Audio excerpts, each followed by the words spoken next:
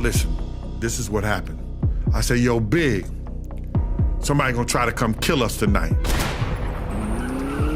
What caused you to flip on him? Well, you would say flip on him, but I would say let people know what's happening and the truth behind it. Do you think Diddy was an FBI informant? Puff was seeing a federal agent in D.C. Wow, that's way before he becomes somebody. He was doing a lot of things in D.C., and I think it was possibly because there was an incident when some people died. Puff don't listen.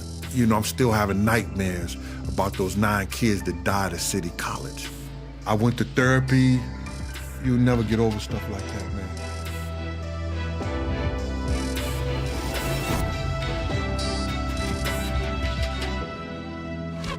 So imagine knowing Diddy way before he was famous in the streets of New York, and all of a sudden you and your crew jump him literally to join a gang. You see him go from being a guy putting the parties, and then all of a sudden gets bigger and bigger and bigger. Then you start seeing him really become a star, then a superstar, and you're there from 1990 to 97. And then you're in the car, you're driving Biggie, and Biggie gets shot. You're there to see what takes place, and you're speaking to him when you're going to the hospital, and you have the conversation with him. That's Gene Deal.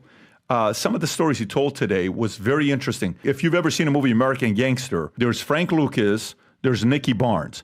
Stories about Diddy's father, Melvin Combs, being tied to working with Nicky Barnes, and he was a hustler, and some of the very interesting story he breaks down. And then his conversation with 50 Cent, something that 50 Cent told him, as well as speaking to Biggie's mom and how Biggie's mom feels about Diddy. Anyways, a lot of stories. Got heated at a point, he got upset at a point, and you'll see him getting very energized and emotional. But if you're somebody that follows the story of what's going on with Diddy, you're going to hear it from a very different perspective than the man who spent hundreds of hours with him behind closed doors, and that's Gene Deal.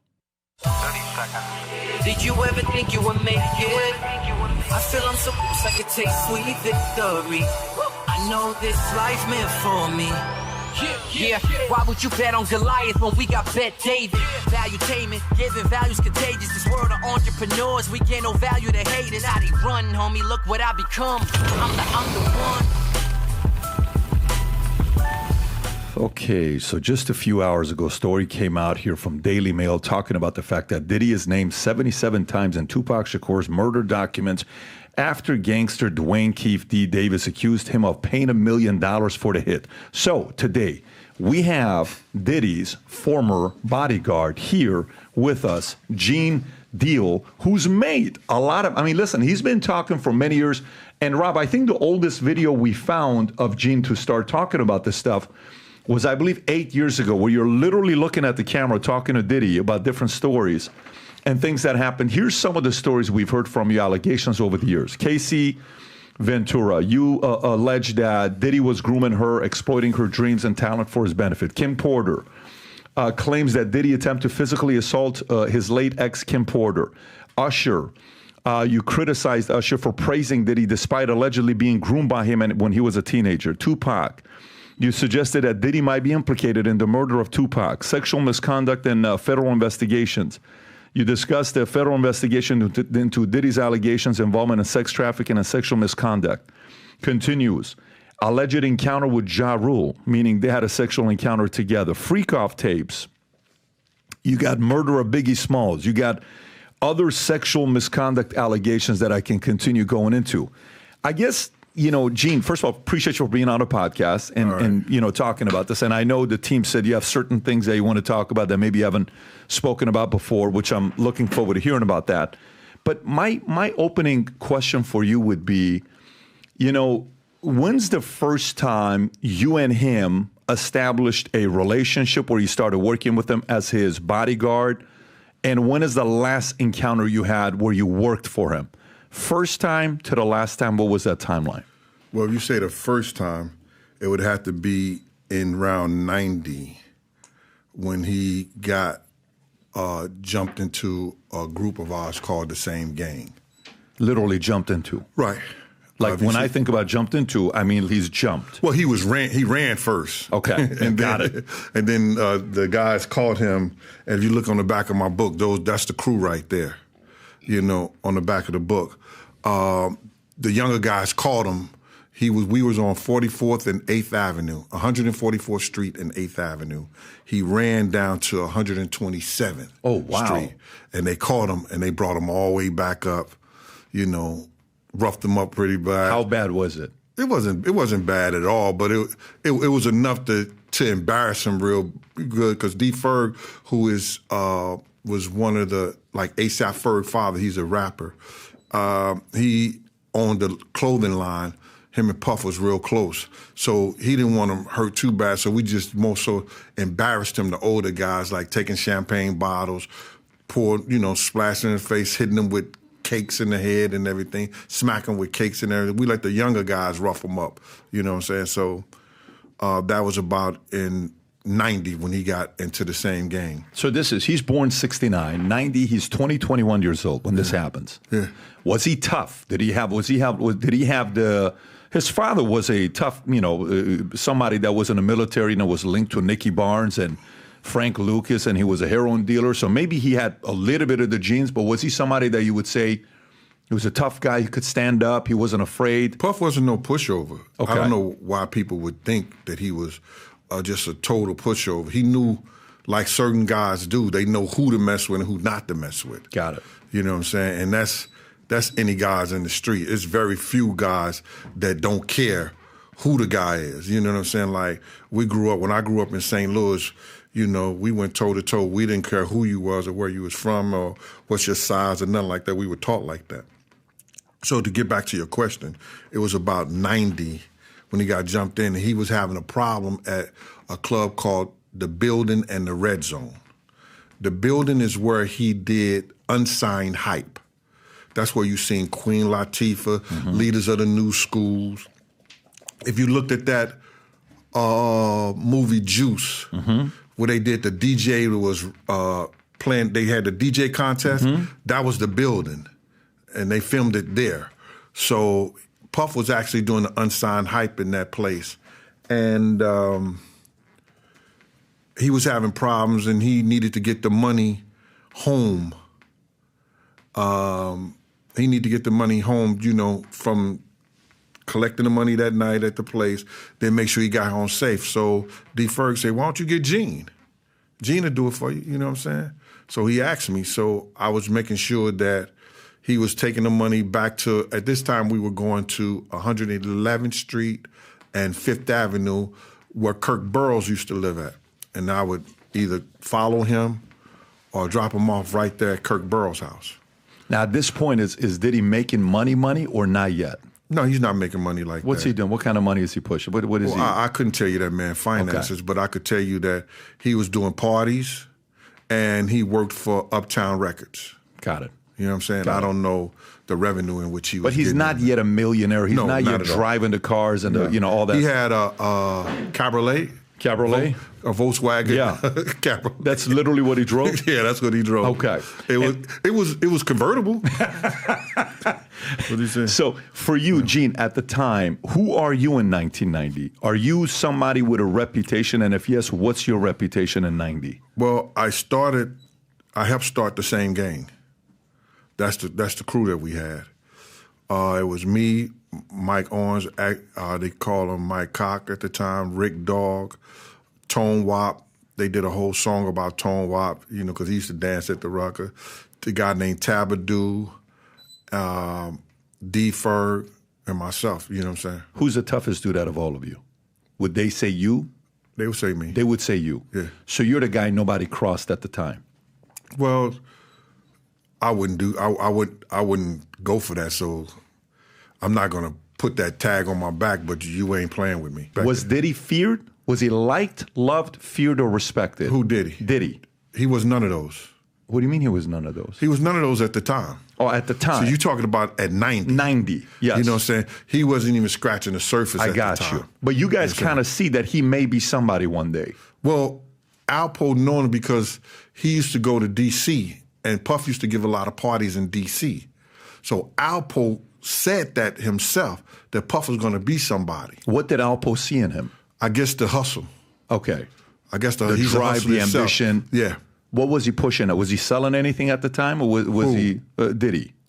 The parties. That's it. He's not selling any dope. He's not selling coke. He's not selling nothing. Nah, he's not doing that. Okay, He's just selling the parties and getting the artists and everything that together, stuff like that, giving them street flavor.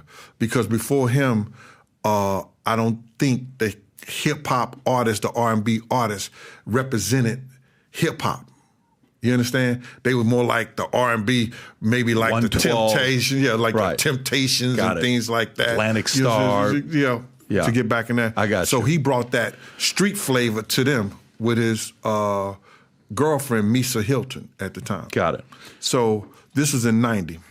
So now he's rolling with us every time we get in parties and stuff like that. Don't leave us alone, because we would all go together and everything like that. And then in 91, that's when the City College tragedy happened. You understand? And after that, I stopped dealing with him, because he didn't listen to me that night. You understand? What'd you tell him for him not to listen to you? I told him, if we don't clear that door up, people gonna die here tonight. Several people heard me tell him that. I told him that. I said, if we don't clear this door, he said, Gene, just let the Nation of Islam do the door. This guy named Brother Anthony and them. He said, just let them do the door, Gene, and you just handle downstairs in the gym where the stars at, so nobody will mess with the stars. Because he had cut my budget. We were supposed to have 18 of my guys there, and I only had like 8. So we was inside the gym, but I was upstairs during the time of the incident. What's he paying you at this time? Like when you have 8 instead of 18, what are you guys making when he hires you? At that time, we talking about 90. He was giving us this was only supposed to be a 4-hour gig, $150 for them, $150, $200, no more than that. $150, $200. So if he's hiring 8 people, you're talking about $1,200 is what he's doing. About that. Or okay, so, got it. Okay, got it. And for a 4-hour shift, so now that incident happens, you distance yourself. At this point, if you were to say, I've spent X amount of days or hours with him, how many total hours have you been with him behind the scenes, in the car, relationship, dinner, lunch, breakfast? How many hours have you spent around Diddy? Well, if you're talking about, we just party time. Party time, when he was doing the building, he was doing that on Mondays and the Red Zone on Wednesday. Got it. So it was only doing party times. Okay. Or then when he come hang with us on the block. We'd be on the block, after 7, 8 o'clock. We on the block till we decide whether we're going to go to the rink or whether we're going to go to the Apollo Theater, where we're going to go to the comedy club. We just hanging out. We people now. You know what I'm saying? We all friends and stuff. Are you like liking him now? Are you starting to like him? I didn't have a problem with him. But you're not like, I'm going to protect this guy. I'm going to take a bullet for this guy. You're not there. At any time I'm going to be with somebody, anytime I'm around the same gang, anytime I'm around people that I care for and I love, I've always got that in my mind. Got it. You so understand? That's the nature of you. That's just my nature. Your nature. But it's not like you're really liking this guy. That don't come until later. Okay. So what happens next? Wolf calls me up. You understand? Gets my number. He said, yo, Gene, I got to holler at you. I said, what's up? He said, yo, I want to come talk to you. I said, come talk to you. He said, so we come talk to you. He said, yo, man, I want you to be back down with Bad Boy. I said, man, I'm not being back down with Bad Boy, because Puff don't listen. If I'm still having nightmares about those 9 kids that died at City College. You know what I'm saying? It messes with me every time I think about it. I say, all right, man. He say, but you ain't got to listen to Puff. I'm going to get you your own contract, and you just go with us when we travel and stuff like that. I said, all right, cool.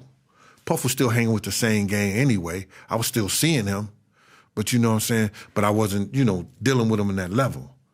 So then now I come back and I'm dealing with him. I have a conversation with Puff. I say, yo, man, listen to me. You gonna listen to me? And if anything go down, you don't know me. 94. Whenever Jake whenever that week after Jake got killed, that was Suge Knight's partner, and it happened in Atlanta. It was the week after that. I only remember it being the week after that. I couldn't tell you the dates. I couldn't tell you the time. But it's exactly I know it was a week after Jake. It was a week after Jake got killed. Got it. From Suge Knight. Got it. Suge Knight, man.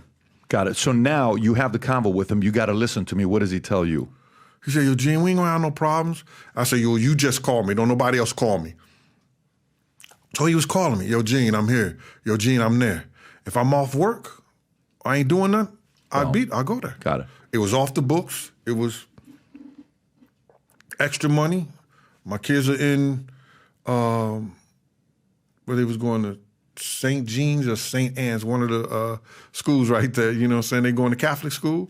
So it was helping a whole lot. So it was no problem. And then one day, Kirk Burrows called me up. Yo, Gene, Puff gonna need you for this week. He's going to Atlanta, stuff like that. I hung up the phone on him. So then he calls me again. Yo, Gene, this Kirk Burrows, what happened to the phone? I said, what do you want? He said, I was telling you that Puff needs you. Hung up the phone on him again. You want him to call you? Yeah, I want him to call me. So then Puff called me. He said, yo, Gene, I don't know my schedule. Please just let Kirk, just take the call from Kirk, man, please. I said, yo, bruh, you gonna handle this. If anything go wrong, my name come out on some bullshit, some bull crap, you gonna handle this. I'm letting you know that. He said, yo, Gene, I'm telling you, all right, we gonna be good, all right. I said, cool. So I start taking the calls from Kirk, and he'll check with my schedule, see if I'm off or I can get off or whatever like that to travel with Puff when he went out of town. And then I would have him on Saturdays and Sundays. And Saturdays and Sundays, he's spending with the kids. He's mostly spending with the kids Puff. and stuff like that. Yeah. Okay. You know what I'm saying? Because if you know the industry, they party on Monday, Tuesdays, and sometimes Wednesday. They don't party on Fridays and Saturdays like normal people. Because it's business. Yeah, I guess so, but that's how most of the industry parties was on Sunday, Monday, and Tuesday, stuff like that. You know what I mean? Interesting. So now I'm going back with him. You know, I'm at the house. Now Puff is, he got the house on 35th Street, I think, between, I want to say 3rd and Lex, somewhere over there, you know, by the tunnel, but Midtown Tunnel. What year is this now? Are we in 95 yet? We're 95. We're 95. And at this point, he's getting money. He's getting money. Right. You understand? Is he a superstar yet? He's not yet. He's not a superstar household name. Who does he have now in 95? He got Biggie, he got Craig Mack, he has 112. I think 112 is coming a little later, or they're gearing up. Right. Them in total and the rest of them. He has he's got a few guys at the time. He got a few people right there. Got it. You know what I'm saying? Okay, so Mace is coming along. Right. You know what I'm saying? Something like that. But a lot of those people doing writing for him, stuff like that. So so far, what have you seen at 95? Have you seen anything weird? I think I wouldn't call it weird. I would call it, he had an incident with Kim Porter, and I had to rush over to the hospital. I got a call, said we was off that weekend. I'd be off that weekend, he gonna chill with Kim. And so then I get a call, it's Saturday, I'm on a block chilling, I'm on 112th Street, because we had a game room and a fish store across the street, so everybody would come to our block, have fun. My man would buy a case of champagne. We just, it was phenomenal. Like, we just had fun, you know? So I get a call, yo, Gene. I said, what's up? He said, you got to run over to the hospital. I said, for what? Run over to the hospital what? He said, Puff is over there with Kim. I said, I'm off. What are you talking about? He said, man, he needs some security at the hospital. I said, what's up? He said, no, just go over to the hospital, St. Luke's. So I go to St. Luke's Hospital. Puff's hand is wrapped up in a T-shirt, a white T-shirt, but you could see the blood just coming through there and everything like that. And him and Kim is having a conversation. Kim looked like she was somewhat battered, you know what I'm saying? And she couldn't believe that he's talking to her like, yo, you could ruin my career, this, that, and the third, and everything like that, because she had took a corkscrew and ripped his wrist with it because I wasn't there, but he probably was putting his hands on her. And she had to defend herself. And you've never seen that before, though. This is the first time that you're here. That's the first time I've seen a situation like that. Got it. I got you. So, okay, so you're seeing that, hey, but you are hearing some of the conversation, you can ruin my career. You heard that part. I heard the part that you could ruin my career. You know, you the corkscrew. You know what I'm saying? I thought it was funny, man. And who's in the room? It's just me, him, and Kim. It's just the three of you. Just the three of us. So he felt that comfortable with you to be able to say that to Kim without having you just sit outside. He was okay with you being in the room. People don't understand that me and Puff, at this time, we had started getting real close. Would you say friends at this point? Well, I would say we're close. Okay. You know, he's same gang. You know, he know right now he don't have nothing to worry about with me around him. But is there a friendship? Like, or do you have an affinity towards him? Are you sitting there looking at him as a younger brother or no? I looked at him as a little nephew. Like a nephew that you have to protect. Like I got to protect. Okay. At this time, right now, I would have gave my life for Puff. In 95? In 95. Okay. So you walk out. Are you kind of like telling yourself, a little weird what just happened right now? What's this all about? Or are you like, nah, it's not a big deal. You just probably had an argument. It's no big deal. Well, I've never seen Kim that distraught. I've never seen no situation like that. So I'm like, yo, you know, sometimes people have incidents, but to come to the point, and me being in law enforcement, where, excuse me, you have to take a corkscrew and defend yourself, it's got to be serious. You understand? You're processing it that way. I'm processing that, but I'm just saying she's there. She's right there. She don't have to be right there. You know what I'm saying? So I got to look at it both ways.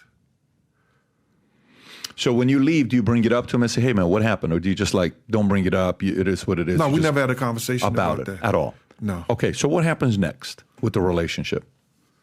With our relationship? With you and Puff, yeah. We were cool, and we were going places, doing things as far as like going to different parties, different clubs, making sure, doing Atlanta. He doing Bad Boy Weekend in Atlanta, Detroit. We going to fights and everything like that. And nothing, we just cool. Everything is fine. Up until the night Big died, got murdered. What did you see that day? When me and Puff touched down in California, we were going everywhere. You understand? He got connected with Sally Richardson, and we were going to the movies. We were going to the House of Blues, everywhere. So I called Kirk Burroughs, oh, your brains, I thought you said we wasn't going nowhere. Puff is going everywhere, and it's just me and him and the driver. You know, some guys might meet up with us and everything like that, but it was just me and him. He said, Gene, I'll be out there. Y'all gonna be all right? I said, all right, cool. Prior to that, I had got a phone call from a guy called Waynesworth Hall. I think it's Waynesworth Hall. His street name was Unique from Mecca Audio. He was a drug kingpin. He said, yo, Gene. Nah, the girl Dawn called me. He said, yo, Unique is on the phone. And I said, yeah? I said, what's up, Unique?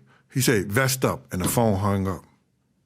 Because what happens is, and I found this out, that if the feds find out it's a three-way call, they'll click off. They'll hang up the phone some kind of way. You know what I'm saying? So I called Dawn back. Dawn, I said, yo, Dawn, who was that? She said, I told you that was Unique. I said, Unique from Mecca Audio? Now, Dawn used to date Diddy, so I used to like, she knows a lot of people. So I say to Dawn, Dawn, that was Unique? She said, yeah, that was Unique from Mecca Audio. He told you, he said they coming out, they coming to get y'all. So I say, yo, wow, they coming to get us. So I called Kirk Burroughs. I told Kirk Burroughs we need more security. Because at the time, we only had Kenny Story, and Paul. And Paul had hired a cop from Inglewood. We've only got 4 security out there. You know what I'm saying? And here we got Puff, Big, and they entourage, the whole 9 yards. So he tells me that Puff is not getting any more security. I said, wow. So the part where you was talking about I didn't have to go, I never spoke to Puff about what Unique told me because I had spoke to Chaz Williams a day after that. And Chaz Williams said, yeah, I'm hearing like they coming at y'all. Now, I know there's beef with us because of what the people think about Jake and what had something to do with Suge people. Right. I know it's beef because of what Big did to the people from the Dog Pound when he made that phone call and they shot up their Winnebago in New York. I know there's beef from this Muslim cat that Puff had an argument with in Soul Train. I just found out recently what that was about. And I know it's beef with the Tupac stuff. You understand what I'm saying? Hit 'em up, like you're saying the beef from Hit 'em up? Or? Yeah, from Hit 'em up, from the fact that Pac is dead. Right. You understand? And they said a Crip did it, and because we was rolling with Crips, they may have thought we had something to do with that. You understand what I'm saying? Mm-hmm. So now, I'm like this. I'm like, I know this is beef, so when I hear from Chaz Williams, then I hear from Unique, and he's locked up in federal jail in Colorado with El Chapo and them, you know, that type of prison. He gets a phone call to me. You understand? So now I'm like this. Wow, I got to tell Puff. Maybe I could stop us from going to this party and everything. So I come over to the Andre Harrell's house, and I say, yo, Paul, I need to speak to Puff. Puff says to me, Paul said, he's upstairs. I say, yo, Puff. He came down to the steps. It was him, Kim, they had white robes on. And I was laughing because it had BH on it. Beverly Hills. Yeah, I said, he stole that. See, he took that damn robe out the Beverly Hills Hotel.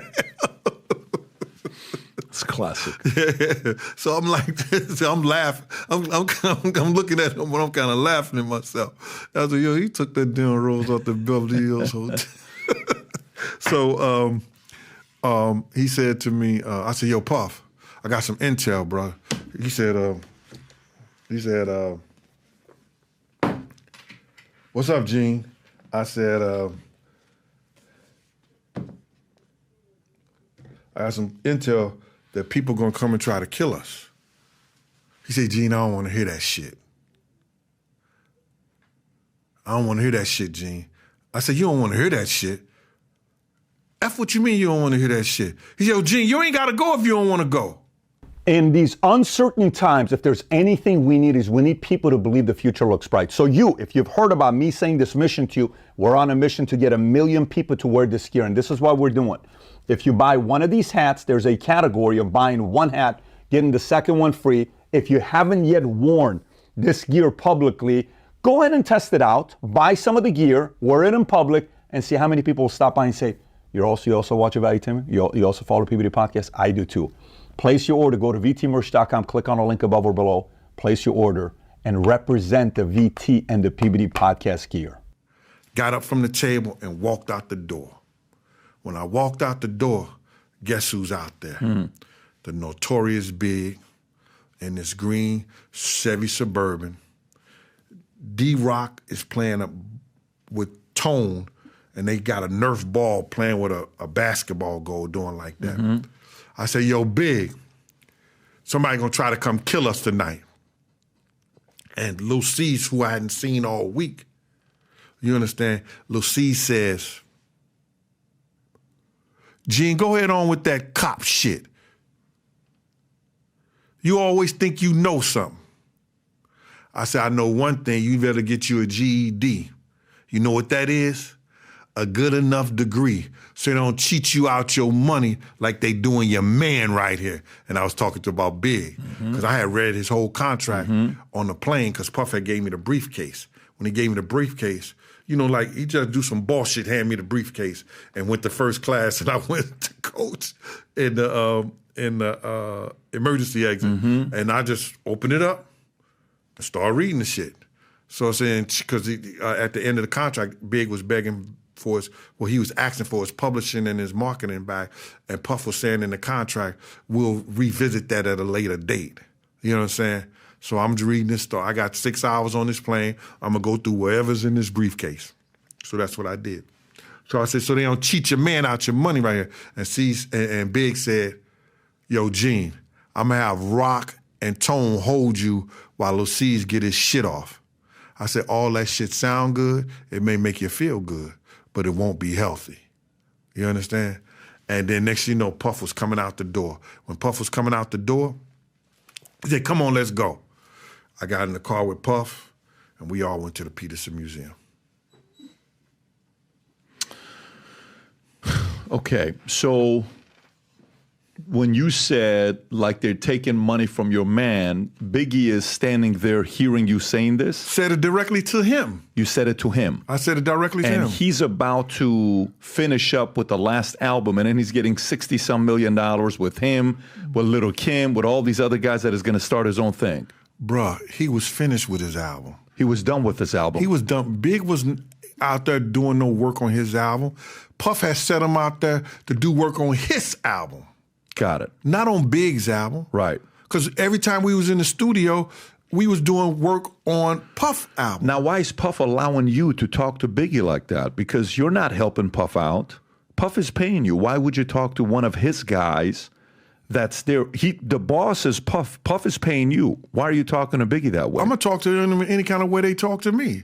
My whole thing about it is you got to understand, I'm not that dude that you could talk to and have that kind of conversation with you. It wasn't about pay. They needed me more than I needed them. They needed me because they felt safe because I worked for Chaz Williams from Black Hands. Who's paying you? Who's paying you at the time? Who's paying me? Yeah. It depends on what day it is. But when you're in L.A., who's paying you when you're in L.A.? Well, I found out it was Arista Records, but it was for Puff. Okay. I mean, Puff is paying you, so you're there, but your comment towards Biggie is creating a division between Puffy and Biggie, no? Like, I mean, Biggie's going to be like... But, bruh, he already had a division with Puff. Their relationship ain't what, like, people thought it was. So at this time, has he already told you, yo, Gene... I know you love Diddy, Puff. If you didn't love him, we had that conversation the week before that. Well, I'm telling you, you'd go with him. So everybody at this point, does everybody know he's gone? He's moving on. He's doing his own thing. I think Puff knew it too. Puff knew. Had they had the conversation yet, or not? I don't know yet? if they had that conversation. So is that public, or did somebody leak it to Puff? Like Puff is learning from somebody else that told him about Biggie's going to be doing his own thing. Bruh, if you got to understand this, Clyde Davis and them had spent a lot of money. You understand? To make Big into a superstar. If somebody write up a contract from another record label, Capitol, Atlantic, who you think they gonna tell first? They gonna tell the other head, yo, you know, your boy coming over here, you know, we got them, you know what I'm saying? He bringing us 6 groups. Lil' Kim had became a multi-platinum artist. You understand? Lil' Caesar's a gold artist. Cameron is showing promise. Sure. You understand what I'm saying? So you think the two bosses, you know, the two bosses of those record labels ain't friends, they don't know each other, and they not going to tell each other what has been drawn up for them to go? Okay, so...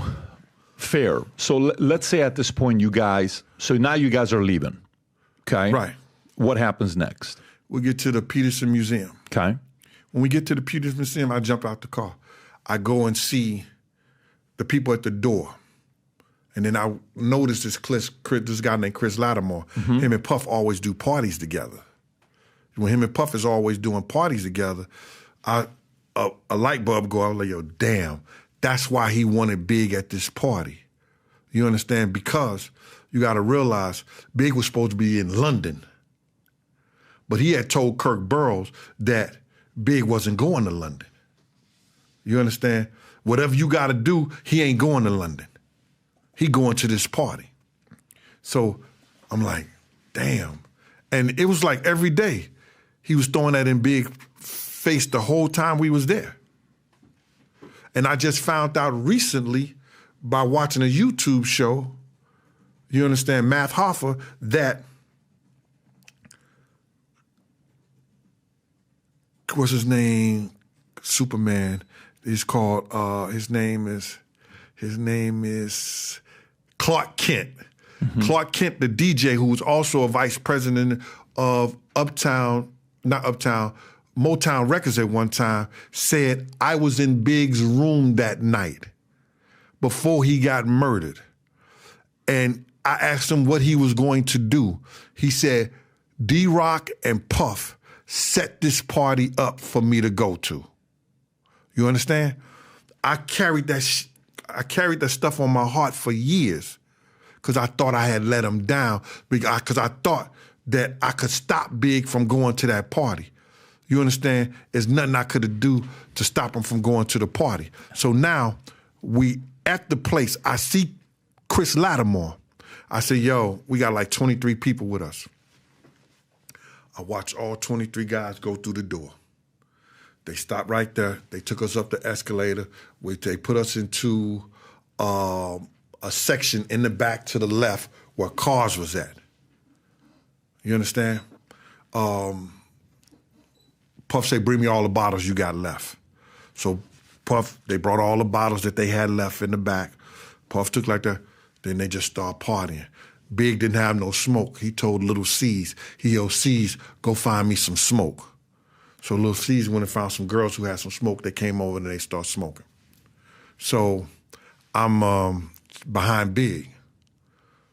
I'm looking at, it's a lot of bloods and everything up in there. So I take my gun and I put it behind my back and I kept my arms behind my back with my gun out. You're standing like that? Huh? So I would know if you're standing like that. Yeah. You're standing like that. Yeah, I'm like that. Yeah, I'm like this with my hands behind my back. You have a suit, you have a jacket, what do you got on? No, I got a Mecca Audio black shirt with the number 4. Okay. So I can tell that you're carrying. The average guy's gonna know you're carrying. Okay, right. Got it. Right. And you're behind Big at this time. Big. Okay, I'm tracking. Big. They say they're about to close the place. What time is it at this time? Probably about 11:45, close to 12 o'clock, something like that. And they about to close the place. So then I said to one of the dudes, Paul, I said, yo, Paul, you good? He said, yeah, I'm good. I said, here, hold this.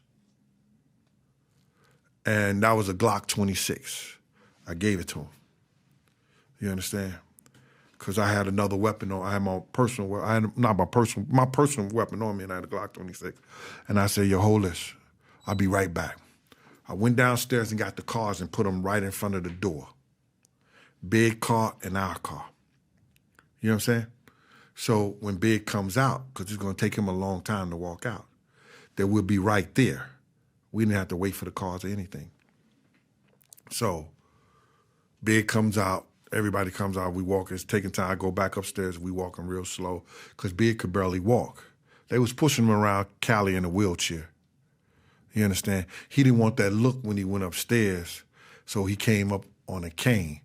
I think he had fractured or broken his fibula bones in his thighs or something like that.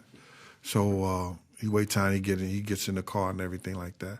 So then I'm thinking we ready to go. And we were supposed to be going to Steve Stout's house. Steve Stout was a producer.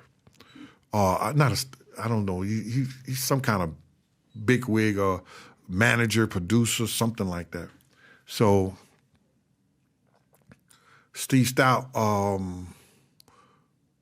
we supposed to be going to his house, but then I got a phone call because I had called Chaz. Because Chaz was already there. I didn't know where Chaz was at. Chaz was out there with the Black Hand Mob, with the crew. And I had told Chaz, I said, yo, Chaz, it's looking real shady up in here. So Chaz was coming from Steve Stout's house down to our house. Down to the Peterson Museum. So he said, yo, don't go up to y'all don't go to Steve Stouthouse. But what good is to tell Puff? So the 23 people that came in us with us, it was only 12 of us leaving. Oh no, 11 of us leaving. 23, 11 leave. Yeah. 12 stay. 11 stayed. 12 had already went to Steve Stout's house. Got it. Okay. You know what I'm saying? Because they were probably feeling a certain kind of way up in that Peterson Museum. Sure. You know what I'm saying? What kind of disciples are those? How many of them are alive today? Most of them? Those 12? That left. Yeah. They're alive. Most of them. Most Okay. of them alive. So 11, you guys leave. Right. What happens? So now everybody gets in the car. So I'm like, yo, come on, let's go. Let's go. And Puff said, we got to wait for Paul. That's Paul and I think it's Reggie Blaylock. I'm not for sure. The officer from Inglewood. I didn't never get a chance to meet him. It's usually when you do a security detail, people gonna come meet you and everything like that, but I never met him. So we waiting for them to get their car out. 7 to 8 minutes later, this guy from the Nation of Islam that had a blue suit, white shirt, blue bow tie, come walking down the block. When he gets to I had peeked right there. When he gets to the third or second car, I just come out. And I've come out, at this time when we outside, I have my gun up under my shirt and I just lowered it. He looks me in the eye, I look him in the eye. He don't say nothing. He don't say a thing. He just turns around and walks back down the street. So I see him go about 3 cars, because all the cars was lined up in a space right there. And after the third or fourth car, I went back into the driveway to say, yo, man, where your cars at? Let's go. You understand? So we had to pull up out the driveway. So we pull up out the driveway.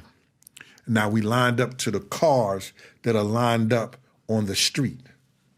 We lined up on the cars when they're lined up on the street. You know what I'm saying? So now, I'm like, yo, Paul, what's up, man? He said, yo, he getting the car out now. So the Reggie dude pulls up with the car, right? So I said, y'all ready to go? He said, yeah, we ready to go. So then I say, Paul, follow us. You know what I'm saying? We right there. Big is right here. Me and Paul is at his car. Big driver's right there. A big driver, G Money and everything. I'm looking at him and looking at Paul. Yo, y'all follow us. All right? Follow us. You understand? Paul said, okay. Paul goes back to his car. I stands on side of the car.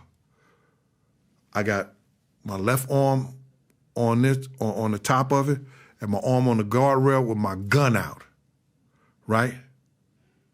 I got my gun out. I get on the side rail. Puff said, yo, Gene, get in this car. We don't need that. I said, how the fuck you, I'm sorry about that. Totally fine, go. Right. He said, how the F you gonna tell me how to do my job? How you gonna tell me how to do my job? He said, yo, Gene, get in here. I said, man, what are you talking about getting in here? How you gonna tell me how to do my job? He said, get in here or you ain't gonna work another day for Bad Boy. So it wasn't so much I was thinking about working for Bad Boy. It was the fact that I know it's beef out here. And if I don't get in this car, how I'm gonna get home? I'm gonna get back to the Beverly Hills Hotel. And then the fact, so then I gets in the car. As soon as I get to the car, he pulls his seat all the way back. So now my legs are sideways. I said, man, what the F you doing? I said, yo, Kenny, run the next 3 lights. Run the next 3 lights, Kenny. He said, why? I said, Kenny, let me drive then. If you ain't gonna run the next 3 lights, let me drive, Kenny. Kenny takes off. We takes her from that spot. We didn't stop at it was a flashing red light. We didn't stop like that. We went across the light. As we going across the light, Tone, who's behind me, says, yo, Big them ain't coming across the light. Yo, somebody pointing a gun at Big. I goes to open the door, right? We hear something say, pap, pap, pap, pap, pap, pap. Kenny guns the car going forward. I said, Kenny, what the fuck are you doing, Kenny? Kenny, what are you doing? He said, they say somebody shooting. Yeah, motherfucker, they shooting at Big. What the fuck is you doing, Kenny? He stops the car when we halfway down the block. Backs up, do the U-turn, come back around. We see the car speeding out. We stop right in the middle, right in the front of Big's car with the other Suburban. Big cars look like airplane because all the doors is open. Mm-hmm. You know what I'm saying? Except his. You understand what I'm saying? Mm-hmm. All the doors is open. Nobody's in the car, nothing like that. Puff runs around to his car. Runs around on Big's side. Yo, Big, you all right? You all right? Tone said, yo, Gene, come on. Come on, Gene. Me and Tone jumped in the other Suburban and we chases after the car. We chase after the car and it seemed like we going up this hill, like a slant over there. It's like a hill going up that way. We get to the top. When we get to the top, we don't see nothing. We don't see nobody. We don't see nothing. We don't see nobody. I said, yo, Tone, man, let's get back. Because those cats ain't got nothing. You know, Kenny, he does security. He got a gun. The officer got a gun. But was nobody there. So when we get back, you understand? D-Rock them is coming up. D-Rock, Lil C's, Paul, now they coming back. So we was going about probably 3 to 5 minutes. You know, chasing the guy right there, and then don't see him no more. So we come back. D-Rock is walking around with his hands on his head talking about, oh, they got my man. They got my man. Big is still alive. Wasn't thinking. Right through the driveway, it was ambulance, cops, and the fire department. Somebody called 911. They calling 911. Why didn't they respond? They right through the driveway. They right through the driveway. Nobody responds. And so then I'm down there.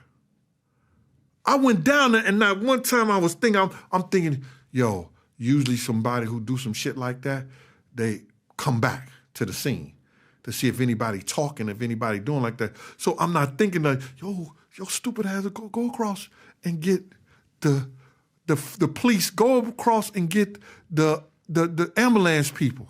I wasn't thinking like that. I'm thinking like, I'm not thinking about that. But I'm thinking when they calling 911, if they right around the corner, why they don't come through there? You understand what I'm saying? So Paul comes down to me and he said, yo, Gene, we about to go. And as we was about to go, it was this rapper, producer on the phone. We know him as DJ Quick. He says right out of his mouth, he says, yo, I think they got one of them bad boy niggas. They said they was gonna get him. So then Paul grabs me, like, yo, Gene, come on. Because I was gonna step to him. We about to go. So that's when we got in the car, and Puff got in the car behind Big. G-Money is driving, Kenny is driving that car, and then Tone is driving our car, and we following them to the hospital. And we come to find out that the hospital was only 2 blocks away. Kenny took us to a hospital that was 30 minutes away. Get out of here. 30 minutes away. 30 minutes away. When were you in the car with Biggie or no? You're in the other car. I'm in the car with Tone. When does Biggie die? listen, this is what happened. When Kenny got in the car, Yeah. and Puff said, yo, I told him, yo, stay right here and let the ambulance come to us, y'all. And Puff made the decision. No, we going to the hospital. Kenny, you know where the hospital at? So then Kenny said, yeah, I know where the hospital at. Somebody told me it was a hospital 2 blocks away from the Peterson Museum. Okay, so you guys go to Cedars-Sinai. Right, but it took us like 30 minutes to get there. And by the time you get there, is he already dead in the car or not yet? No, I couldn't even tell you. Got because what I did was I said, whatever y'all do, don't let him go to sleep. Keep him up. Don't let him close his eyes. Keep him up. That's his last word. And then Kenny said, I'm going to take you to the hospital, Big. Big, I'm going to get you to the hospital. And the last words I heard Big said, just do it. I said that shit could have been a Nike commercial. Did you see him? Did you look at him when he's shot? You spoke to him when he's shot up. Yeah, I spoke to him. And I didn't speak to him. Kenny, I'm in front of him. When Puff got in the back seat of him, in the back seat, and I'm telling you, whatever y'all do, don't let him go to sleep. Don't let him go to sleep. I'm in front of him. I'm in front, right here in Big, talking to Big. Y'all don't let him go to sleep. Yo, Big, stay up, Big. Don't let him go to sleep. And then boom. And then Kenny said, yo, Big, I'm gonna get you to the hospital. And Big just said, just do it. That's the last thing I heard him say. So let me ask a series of questions, because we got a few minutes left here. And a lot of this we've talked about the story leading up to Biggie's, but we haven't talked about any of the Diddy allegations, nothing else, right? So I want to go through like a series of questions with you. Gene, behind closed doors, if you're a guy that you're close to Diddy, he paid you, you had a relationship with him, you've had a lot of fun with him, you've spent time with him, you know, what caused you to flip on this guy 8 years ago to come up with a video and talking about who he is, what he's done, and start kind of, sharing some of his dirty laundry with the world? What caused you to flip on him? Well, you would say flip on him, but I would say let people know what's happening and the truth behind him. Now, the thing about it is, as a gentleman, as a man, as somebody that's your employer, or y'all would say is your employer. Sure. While you working for them, no, you don't talk about them while you working for them and everything like that. But when I decide to come out, I went through all the strings and all the things that you're supposed to be honorably as a man, as a uncle type dude to him. Mm-hmm. I tried to get in touch with him.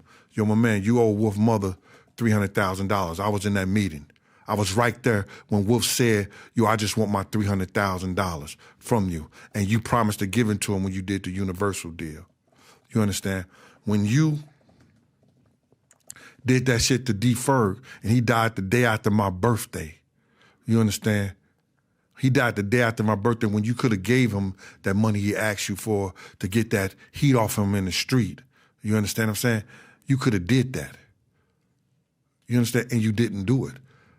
I'm coming to him and I'm having people, yo, I need to talk to you, bro, because you're going to make this right with the people that you made wrong. Or I don't want to talk to Gene. Gene was trying to get at me when he told Miss Wallace that stuff about, me and Big. You understand what I'm saying? So now you said I'm trying to get at him. I'm turning on him. No, what I do, get a gun and go and do street justice to him? You understand? You hurt the person in his pockets. You hurt the person where he hurt other people at. Now, if I've taken up if I gotta take up the mortar and be the person behind everything to start this off, or be the person to give the people the strength to do what they need to do to tell their stories, I'll take that. But to say that I flipped on him, I didn't flip on him. What's the worst thing Biggie ever did to you? Biggie? Yeah, I'm sorry. What's the worst thing Puff ever did to you? He told my job that I was out in L.A., you understand? And he tried to make it seem like to everybody in the street I was the reason Big got killed. Who did he say that to? He said that to people, because the people was coming back to me with it. He was saying that to people like, yo, he made it seem like after Big got killed, he ostracized me from Bad Boy. When's the first time you heard him saying that the reason Big's dead is because of you? When I heard him? First time. I never heard him say that. I heard other people say that. I know, but when's the first time you heard other people say that you're the reason why Biggie's dead? When I came back from New York, when I got back to New York. So you're talking 96, 97. You're talking about 90. Yeah, 96, 97. But see, what you said was wrong. You said you started our whole thing back saying, yo, I started this 8 years ago. Nah, brother, I started this when I was in 97. 99. Who did you say to the first time? MTV. In 99. 99. And then I did it at VH1 on TUDO in 2001. Got it. You understand what I'm saying? I said it to the federal government when they came at the FBI, Phil Carson. When they came at me. What year was that? That was 2001, 2002. Something like that. Okay, so I've been talking about this thing way back then. 25 years you've been talking about this. And then I still was working with him talking about it. When is the last time you and him spoke? When he tried to send some money to me at the Kingdom in 2005 or 2006. Since then, you guys haven't had any interaction? We had no interaction. So when you started talking to VH1 or MTV 99 or 01 and, you know, the feds, all this stuff, you're still interacting with him. What's he telling you when he sees you? Nothing. Nothing. But what are you telling the market? Are you telling MTV like the stuff about Ja Rule? Are you telling MTV the stuff about Usher? What are you telling them? Ja Rule stuff was, no, I'm telling them stuff about what happened, whatever they asked me about, like you doing an interview. When you do an interview, you ask me questions. Mm-hmm. I answer the questions. So I'm doing the same thing I do to them. Whatever questions they ask me is the questions I answer. So do you ever ask the questions such as, so, hey, Gene, you know, we're being told that, you know, some are claiming that Biggie's dead because of you. Did anybody ever ask you the question or no? No, nobody asked me that question. Okay, so that question wasn't asked. So what are you talking about in 99 or 01 to MTV and VH1 about Diddy? I'm talking about Biggie's death. And how it happened, that's what they asked me about Biggie's death. And the way you're giving that message, are you in a way eluding that the blame is on Puff? I wouldn't say I was alluding that the blame was on Puff, but I'm alluding that he created the atmosphere for Big to die, and that's it. But it's fair to say you increased the pressure and the temperature 8 years ago. Is that fair to say that you started kind of getting more and more and more and more in the recent years? I think that because you guys and I got involved in the YouTube thing, that it became more popular. But I'm still telling the same story the way I've been telling it ever since then. Okay, so Rob, can you find a clip from 8 years ago? There's a clip of you 8 years ago where you're talking about his dad, right? And this is how I found that I had no idea who Diddy's father was. Right. I had no idea who, you know. So you telling me you found out about Gene Deal? I found out about his father through you. Through me? I did. Wow. If you type in. You was listening to me back then? Well, I mean, Gene, you've been around. You type in, Rob, if you can type in Gene Deal old video. Just type in old video. And it should come up. Right there, second video. Play that clip and put it on 1.25, Rob. Speed. Yeah, just put on 1.25. Go for it.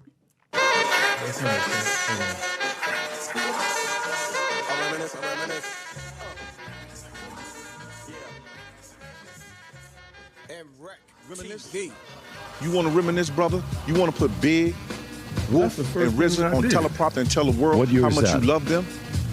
When in fact, 18. You did nothing to save them? 16. To help them? Let's reminisce. Let's reminisce that night. We was at Andre Harrell's house, and I told you that this cat was coming to kill us or try to get at us that night. I told you I had intel, but you didn't want to hear it. Let's reminisce the fact. I told our driver, Kenny, run this next 3 lights. Run the light, Kenny. Kenny ran the light, Big stopped at the light. Big get killed. Wasn't meant for him, bruh. Let's reminisce. Let's reminisce when you told Wolf's mother right after he died that you didn't owe him no $300,000, and he had to lose you. You can pause it here. So I see this, and then, you know, Diddy's father was a former vet, right? Military. Okay. And what's his name? Melvin Combs, right? If I'm not mistaken. Melvin Combs. And he used to sell heroin in Harlem. Go ahead. And apparently he used to be one of, it says Frank Lucas, but it was Nicky Barnes that he used to work. He was one of Nicky Barnes' associate, but even Frank Lucas said that he had a relationship with Melvin. This is what I've heard. These are the stories. That's not true, brother. Okay, and I'm telling you what I've read and heard, and I want to kind of hear your thoughts. And then he dies in 72, right? Right. We've heard all the stories of, I've looked at to see who's, Zip, all these other names that you hear about. And then, Puff was 3 years old when that happened, and he wasn't on stage. I think he's given a talk at one of the schools that he went to. He's given a talk, and he says, hey, I had to learn when I went to school here on my second days when I found out what my dad used to do.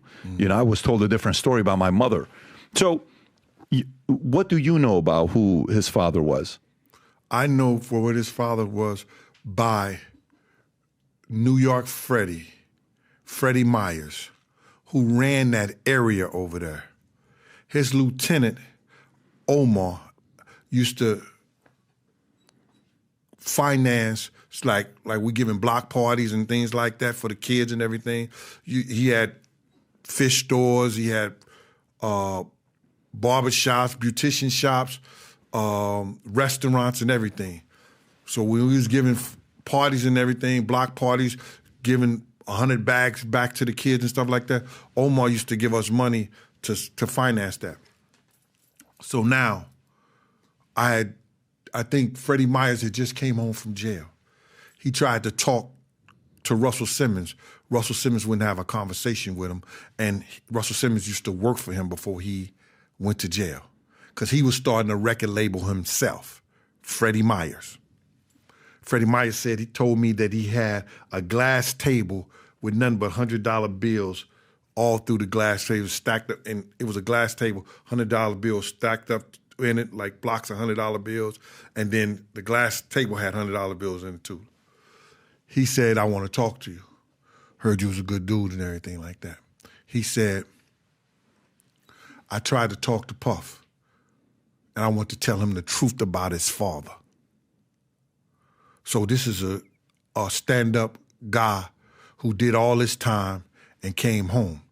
He said, Puff's father was a part of my crew. And I think it was Hollywood Harold or somebody who brought him in there. You understand? He said that Puff's father ratted and snitched the crew out. And this is how he did it. They had a cop that was working for Freddie Myers' crew. They caught Puff's father in something. And they gave the cop $10,000.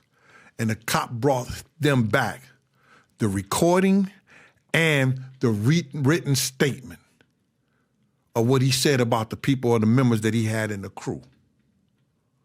And Puff's father, doing that, told the cop the only reason he was snitching because he he had to make a wedding that he couldn't miss. Freddie Myers told the guy who brought him in the fold of the crew, yo, you got to get rid of him. Is Freddie Myers one of Nicky Barnes' associates? I don't know how associated they were, but I know Freddie Myers ran that whole area around there, from the Foster Projects, from 110th Street all the way to 118th Street. You know, now, did he have some dealings with Nicky? They all in the same business. You understand? Nicky Barnes leaves, he becomes an informant. Frank Lucas leaves, he becomes an informant. Right. So now, you know, you're saying the rumors that maybe his father was one as well. This is what Freddie Myers told you. Yeah, New York Freddie. Right. Is telling me. And he even said it, I think he said it in one of those documentaries he did. So now, he said, he told the individual that he had to get rid of him. He said, young fella, the dude that killed Puff's father was crying the hardest at the funeral carrying the casket. I heard you say that. I heard you say that in another interview. Now, that came from Freddie Myers. Right. I didn't ask for that information. Okay, so let me ask you this. At the parties, when you were, you know, the whole famous parties that we all read about, what's it called? What's the parties called, Rob? There's a name for it. Puffy Flavor Camp? Yeah, the Puffy Flavor Camp, all those stories. That was That was after me, brother. That was after you. That was after me. So you never saw anything with Usher, Bieber. This is not your era. No, that's after you. That's not my era. Okay. A couple parties I seen, and I knew that they were spiking drinks. My girl was at the New Year's party, right? I'm at the front door. I got to make sure everybody got their passes and everything like that. So then my girl and her girlfriend is in the party. So they get bottles of champagne. You know what I'm saying? And I'm looking for them. After everybody comes, they close the door. So I'm going knocking in doors, looking at people. I'm looking for my kid's mother now. What the fuck, what's going on? And I'm getting hysterical. So I decided to go to the car, and I looked in the car. She was in the car asleep. She said, Gene, we started drinking the champagne, and I didn't feel good. And me and Debbie came here and went to sleep. I was like, oh, shit. Meaning something was done to them, or no? They just went to, nothing was done to them? Nothing was done to them. So they had drank something. Spice, whether roofies, whatever they put in it. Whatever they put in there, they was what you call. But she knew enough when she wasn't feeling good to go to the car. So what else did you see? What else did you see with, or maybe not even see? Did you hear anything Puff tell you, like when it comes down to Tupac, or when it comes down to Biggie, was there anything you saw about the fact that in your mind you feel Puff was tied to? The story comes out. I mean, literally, Daily Mail story. Rob, if you want to pull it up. Diddy is named 77 times in Tupac Shakur's murder documents after gangster Dwayne Keith Davis accused him of paying $1 million for the hit. This is 6 hours ago, 8 hours ago that just came out, right? So Keith Davis, 61, accused of orchestrating a drive-by shooting that killed Tupac in 1996. He pleaded not guilty, first-degree murder. This continues.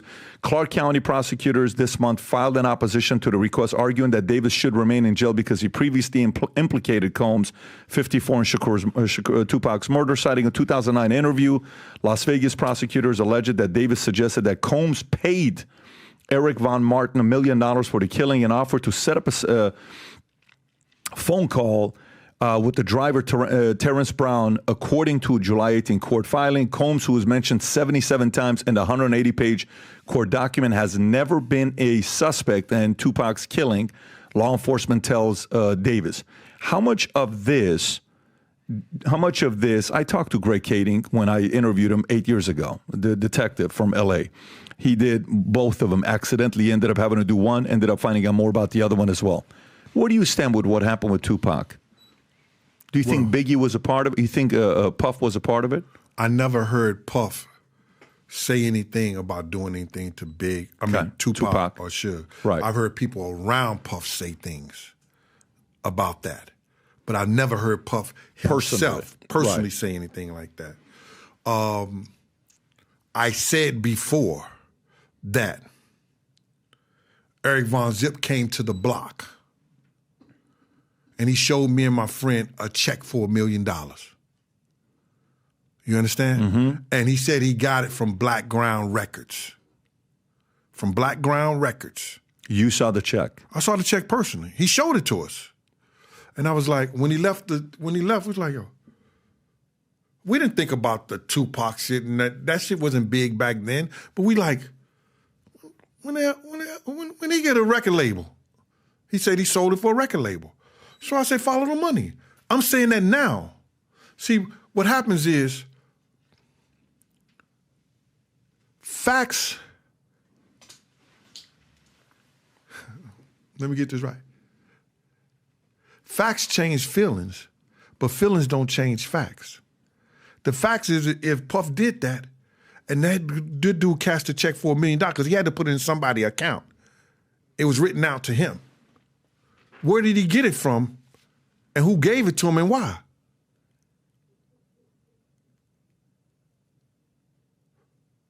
All I'm doing is saying and talking about things that I know and things that I've heard. And if you want to ostracize me, criticize me, and come at me because I'm saying what I know or saying what I heard, it is what it is. I don't know. That's not the issue here. What I'm trying to find out is I'm an LA kid, okay? So I grew up, Tupac was my guy. But I also liked Biggie. Right. You know, I really like I really, really like listening to Biggie's music, but I'm a Tupac guy. I have a painting in my house, 15-foot painting at commissioned. There's 8 people on that painting. One of them is Tupac. It's Tupac, MLK, JFK, Abraham Lincoln, the Shah of Iran, Senna, Milton Friedman, and myself in the painting. That's the painting right there. You'll see right there. Tupac's in the back, and I'm speaking to him. I'm whispering to him, and we're laughing. We're enjoying each other's company. I've always been curious to know what happened and who took him out. And I've always had a feeling that the motive, when you think about where the motive would be to get rid of somebody, Diddy's always been on that list of being a motive. But let me go Don't you think it's higher than that, brother? Of what? Than Diddy? Meaning somebody higher than Diddy took out Tupac? Don't you think it would be higher than somebody like Diddy? You know what I'm saying? What would be the motivation, you understand, to give some street people $1 million when Tupac, before his death, was doing an audit on his company because he felt like they were robbing him? What would be the motive? Tupac was doing an audit on his company? On the company. Which company? On Death Row. Okay, so you're saying Suge did it. You're not I'm not saying Suge did it. It could have been other people other than Suge that was robbing Suge and Tupac. Interesting. So you're not at all saying that any of this is Diddy. You're not even putting it on Diddy being linked to Tupac. What I'm saying to you is this. I don't know. You understand? Well, you're in this world, so you have your own. What's your speculation personally? My speculation is that if it means anything, is that Pac had to know that somebody was robbing him. Pac had certain feelings based on what his mother and his family members were saying. That there's people behind scenes that doing things that it need to stay hidden. And those people who are doing things may have a motive in getting rid of Pac. And again, is there a name that you think was behind it? You, pure speculation. Are you saying the business partner of Suge Knight that came in, who had a reputation in the music industry? Are you saying somebody above that? Are you saying music exec? Because when Suge called me from jail and we had an hour call together, okay, and we did a podcast together, he said, where do you think did he learn how to do this kind of stuff? A man doesn't wake up one day saying, I want to get together with boys, with young boys. He said, Clive taught him that. He went to Clive, okay? I think it came way before then because I know some people who knew him as he grew up. Who? They would stay in the same house. So I'm not going to mention their names, but I know somebody who grew up with him. With Diddy? With Diddy. Puff? Yeah. And these types of activities with boys that happen at a younger age? I'm not going to say it because I'm going to let that be his story because he's going to come out with him. He got the pictures. He got everything. I'm going to let that be his story. Really? Yeah. You understand? So, I'm not going to speak. Is this a well-known guy or no? Would we know him or no? We would know him. And he used to work for Clyde Davis, too. And he's still famous today or was famous back then? He was famous back then. Not today. Okay. Because Mace came out and he prayed about it. You remember that one time when he was asked the question and he says, look, I'm not going to talk about it. He says, you want to say anything about it? And then he kind of brought up some of the stuff that Puff did. And he says, look, I don't have nothing bad to say about the brother, but if you go in there, here's what I would say. And he kind of alluded to a couple things. I don't know if you know which clip I'm talking about. Do you know which clip I'm talking about? So this is the clip. Go ahead, Rob. Who was the first person you told, I'm done with this?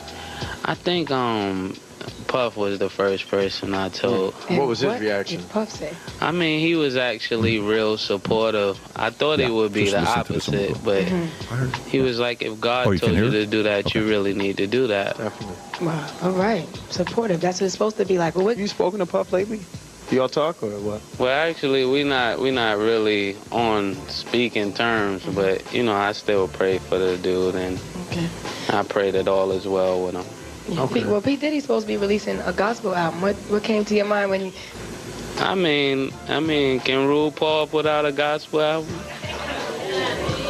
But don't you think that everybody can express themselves? Definitely. And if he, they can. You ask me, I'm just answering how you. So, I mean, Mace was even talking about it early on, right? you know, with some of the tendencies that he has. So you're saying this gentleman's going to come out, and you've spoken to him that's going to come out with the pictures? You and him have had conversations? Well, let's get it straight. He's got pictures from them growing up together, and they lived in the same household.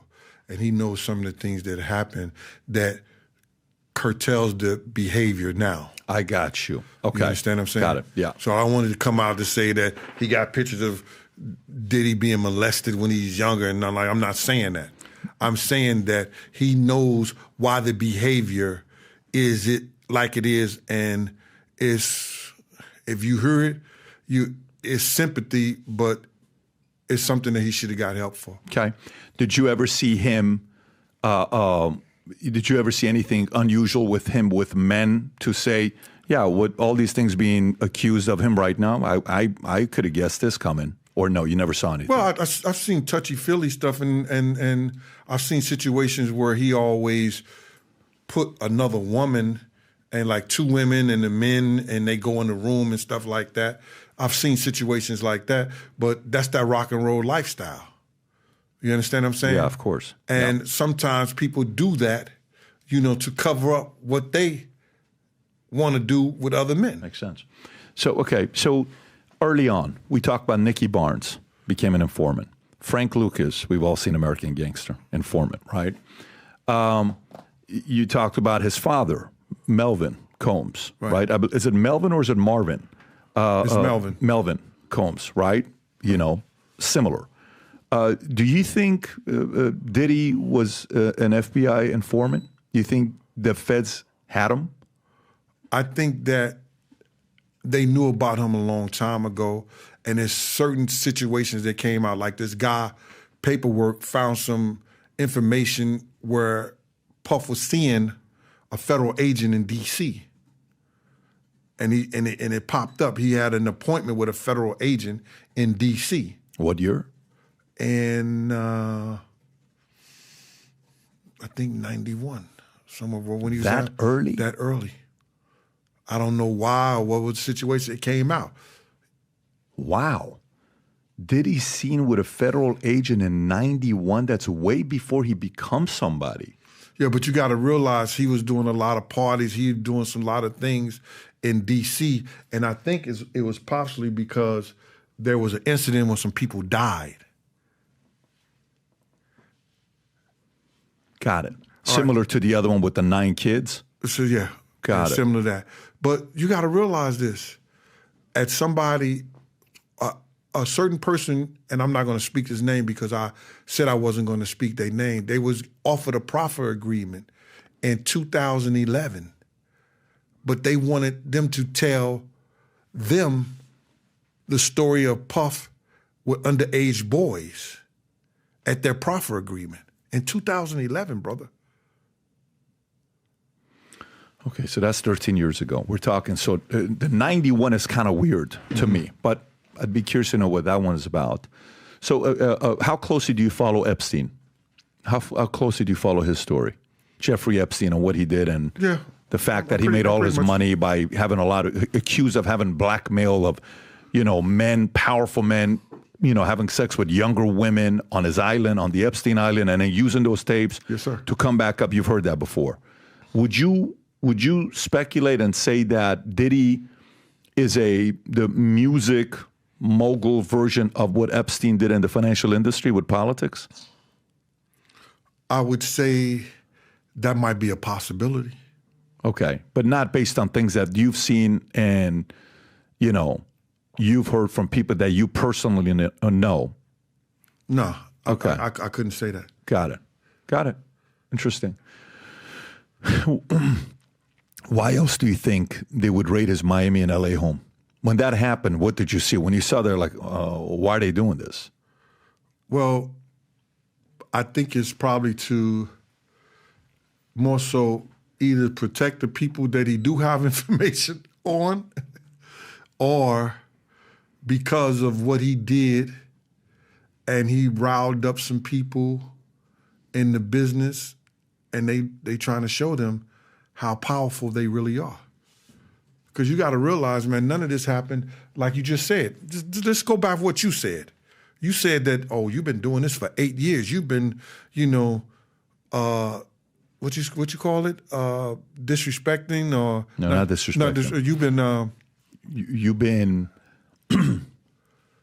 coming out sharing stories against them. Well, you wasn't quite that elegant at first. I'm not apologizing about what I asked. My question was, I'll give you an idea. Do you know who Sammy the Bull is? I know who Sammy the Bull is. Okay, so I interviewed Sammy the Bull when he first got out of jail. Okay, I've seen that interview. And it got tens of millions of views, right?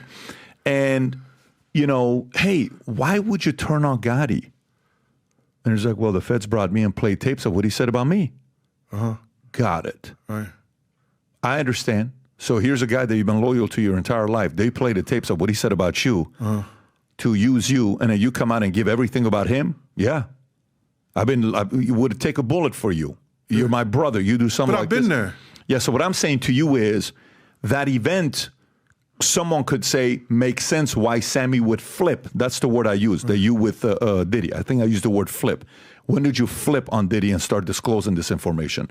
So that's why I asked the question. Well, but you were trying to make a point right now. But see, I don't think you asked that in that way, and I probably I felt a certain kind of way because, you know, I don't know, you're a military guy, right? If you tell me, Gene, don't let people go through that door, and I don't listen to you, and 9 people go through that door and they die, would that weigh on your mind and your heart? Absolutely. If you tell them, let's not go to a party tonight, you understand? Would that weigh on your mind? And somebody die, one of the world's greatest, arguably one of the world's best rapper of all time, you know, but you're a Tupac lover. No question. No. He's a top 5 on my list, so he's a top 5 guy. Yeah. Would that weigh on your mind and your heart? Of course it would, for sure.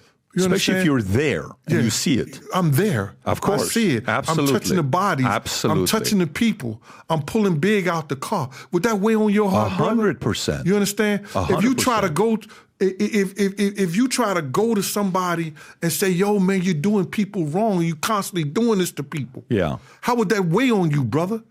You understand? And they don't want to make it right with the people who are still here.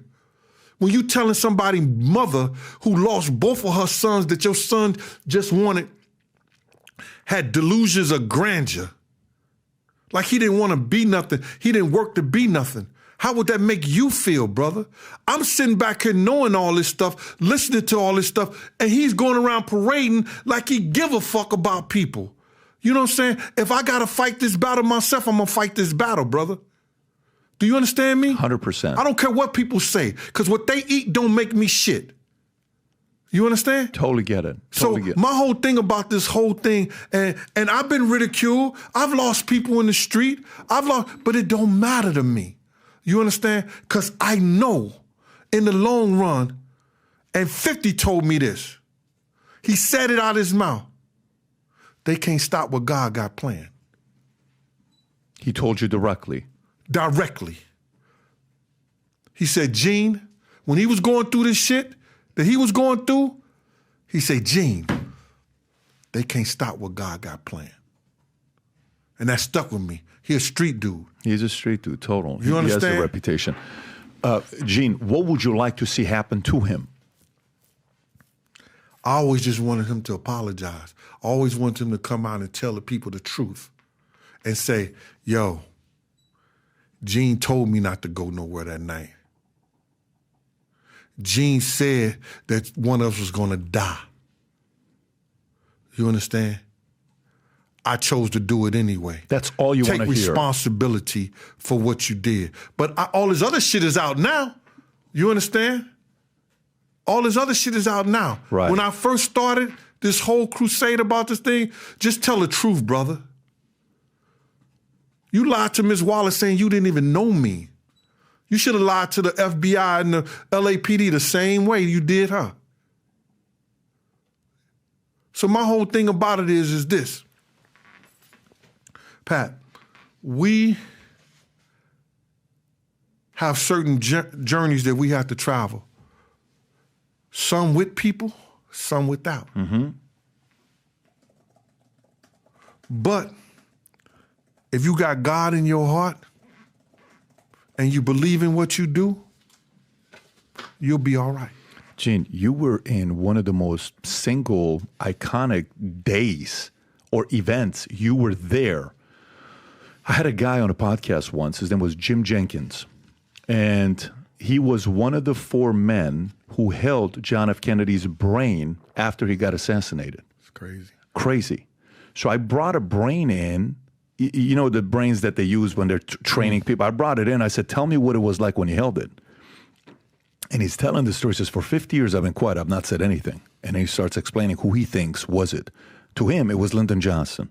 He says Lyndon Johnson's crew came in as quickly as possible. He was sworn in. His wife's, John F. Kennedy, Jackie's wife, is standing right there. He's now president. It was so quick. They're like, wait a minute, why is this guy celebrating becoming the president? And he was at an event there to witness what it's like to hold the brain, saying there was an incision. Somebody else made a cut here. Why would somebody else make this cut here? He's seen that. That's going to stay with you for 50 years, right? And I had him on the, I think it was a 50-year anniversary when I had him on, when I interviewed the guy. And in the history of hip-hop, it's 2 events. And you were present at one of them. It's literally 2 events. One of them, Tyson fight, Tupac, Vegas. Second event is this. So I totally feel it. And for me, I don't have anything to want to get information from this, but I was a fan and I followed these stories as a young kid, seeing 2 of the greatest artists not be here with us. Think about it if they were around right now. Mm-hmm. What would we have with them if they were around? That's what my level of curiosity is when I speak to folks. But I want to read this to you. So here's Biggie's mom. I want to slap the daylights out of Sean Combs. I hope to God he sits down and spills his guts and apologizes to her, right? Valletta Wallace. This is a 6-month investigation Rolling Stone did on the violent abuse of Sean Combs. Biggie's mom tells Rolling Stone that she hopes the disgraced bad boy mogul apologizes to Cassie and his mother, and she wants to slap the daylights out of him. How often have you and her spoken about Diddy? We used to speak a lot back when I was talking with her. I held her hand and I told her the whole story about her son and everything that went down. And what you just brought me back to the part when I was holding Big, and the urine and the feces smell, and that type of shit you never get out your system, bro. And and you want to think that because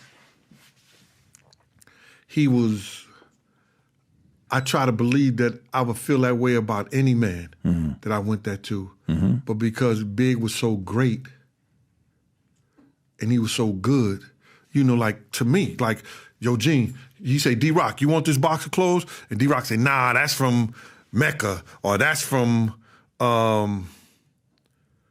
what's it, Lugs, or that's from them. I don't want that shit. Yo, Gene, you can have it. I'll take it. You know what I mean? Give it to people, parolees, give it to people from the block. But that's what type of dude he was. And I still remember dropping him and then having to pick him up. And it does that shit to me. And I don't care. I went to therapy. I've been through shit. You'll never get over stuff like that, man. And then the fact that people don't understand, they think that you're doing somebody wrong when people could have came out with the truth. And if you come out with the truth, you understand, a lie won't live. You understand? What happens is that when somebody tell a lie, the truth has to face it. And because he's been lying all these years, he's been faced with the truth. And you got to deal with it.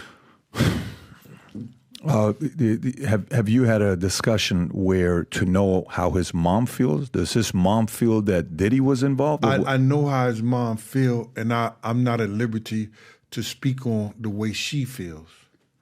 Has she ever expressed it or no? Has she ever expressed what? She knows the truth. Of what happened? She knows the truth.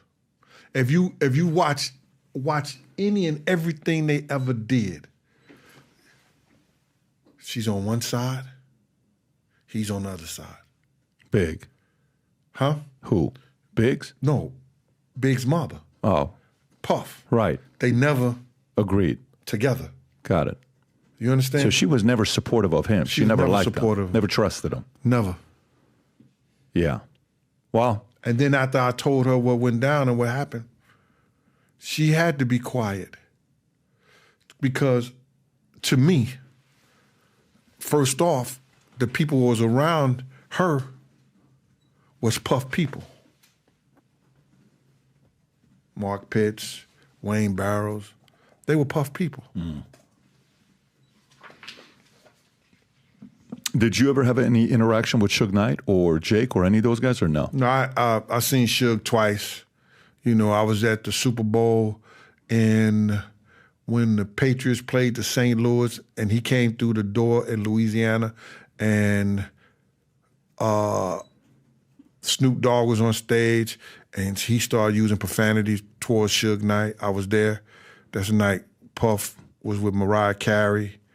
And one night, he came to Envy's, and that's a club in New York. It was downtown, close to Varick Street, and I'm sitting over in the corner. That's the night Zip, Big D, all of them was up in there, and Wolf and them was up in there. That's how I knew Wolf ain't killed Jake. You understand? Because I seen them at the same bar around each other. You understand? And Suge Knight came through the door, and I'm in the corner just looking, and then my girl was right there, and she stopped. She said, "Oh, Suge Knight," and gave him a hug. And then when she gave him a hug, she turned around and she looked me in the face, and I was like, "It's time to go home now, right?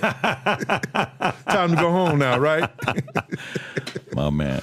Well, brother, I appreciate you for coming out and sharing your story. Folks, we're going to put the links for both of his books below. Bodyguarding a Hip-Hop Star, both links. Rob, let's make sure we put that below for the audience to be able to order and read more about the details of what happened. Gene, any final thoughts before we wrap up? Well, you know, for those people, I want y'all to understand in our community, and I'm gonna say the Black community, they feel like when somebody coming out and they telling their story or they telling what really happened, they snitching, they ratting, and the whole 9 yards. But I want people to understand that anytime there's lies or given a chance to live, the truth will never prevail. No matter how it comes. No matter what situation, who you work for, what you did in life, let the truth stand on its own. And these books give a lot of truth. These two books is not only about the relationship with Puff, it's about the relationship with hip-hop and some of the things that happen. And I'm telling the truth in every statement, in every word in my books. My man, we got the link below. Folks, go place the order and support this man here. Gene, appreciate you for coming out, man. Right. Surely. Thank you, man. My man. Yes. Right. Take care, everybody. Bye-bye, bye-bye. In these uncertain times, if there's anything we need people to believe the future looks bright. So if you've heard about me saying this mission to you, we're on a mission to get 1 million people to wear this gear, and this is what we're doing. If you buy one of these hats, there's a category of buying one hat, getting the second one free. If you haven't yet worn this gear publicly, go ahead and test it out. Buy some of the gear, wear it in public, and see how many people will stop by and say, you also watch a Value Timmy? You also follow PBD Podcast? I do too. Place your order. Go to vtmerch.com, click on the link above or below, place your order, and represent the VT and the PBD Podcast gear.